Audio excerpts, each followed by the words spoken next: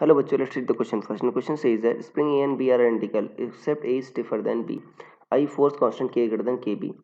In which spring is more work expended if those are stressed by same amount. So students, तो पहले आपको समझना होगा कि की कंसेप्ट क्या यूज हो रहा है. सो की concept is elastic potential energy. Elastic potential energy. देखो बच्चों, स्ट्रेचिंग के कारण जो एनर्जी आती है उसे कहते हो आप elastic potential energy. For example अगर स्प्रिंग डिफॉर्म होती है बच्चों तो उसमें एनर्जी कितनी स्टोर होती है. अगर मान लो स्प्रिंग कांस्टेंट की है, अगर एक्स बच्चों आपका एक्सपैंड हुई या कंप्रेस हुई तो हाफ की एक्स स्क्वायर एनर्जी स्टोर होती है.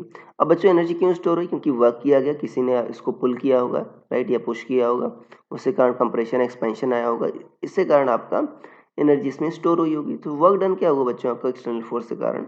एक्सटर्नल फोर्स के कारण जो वर्क डन हुआ वो क्या हुआ? चेंज इन पोटेंशियल एनर्जी के बराबर हुआ.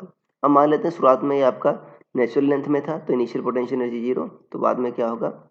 एक्सपेंशन एक्स हो गया या कंप्रेशन एक्स हो गया तो कितना हो गया एनर्जी स्टोर? हाफ की एक्स स्क्वायर.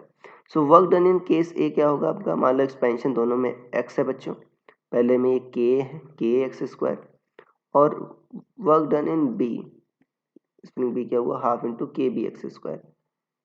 तो यहाँ पर देखो बच्चों क्वेश्चन में कह रहा है कि आपका ए स्टिफ है ज़्यादा बी से, मतलब के ग्रेटर देन के बी है, तो जाहिर सी बात है इस इक्वेशन से कह सकते हैं W A greater than W B होगा, राइट.